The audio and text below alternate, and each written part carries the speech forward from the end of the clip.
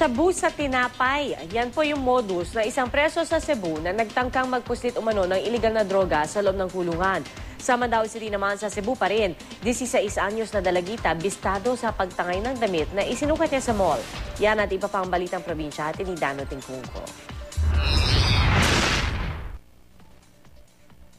Sa kuha ng CCTV sa isang mall sa Mandaue City, makikita ang paglabas ng isang babae. Suot ang damit, sapatos, belt, bag at alahas na kanya umanong isinukat sa isang butik at hindi binayaran. Ang suspect, 16 anyos lang at sa amo ng muka, hindi raw aaklaing may masama palang balak. Sa kabuuan, naabot sa 10,000 piso ang mga natangay ng suspect. Naiwan sa fitting room ang hinubad niyang damit at bag. Pero nasa loob ng bag ang isang ticket sa barko kaya siya nakilala. Natuklasan ding may iba pa pala siyang nabiktimang tindahan. Itinurnover na siya sa pangangalaga ng DSWD.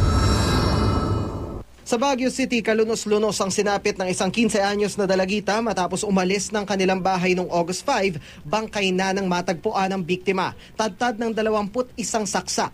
Ang suspect, ang nobyo ng dalagita. Sumuko na ito sa pulisya. Sa Cebu, bistado ang kakaibang estilo sa pagpuslit ng droga sa loob ng kulungan. Ang 2 pakete ng hinihinalang shabu ipinalaman sa 2 torta na sikat na tinapay sa probinsya. Tinangkaw umano itong ipasok ng isang bilanggong galing sa hearing ng kanyang kaso.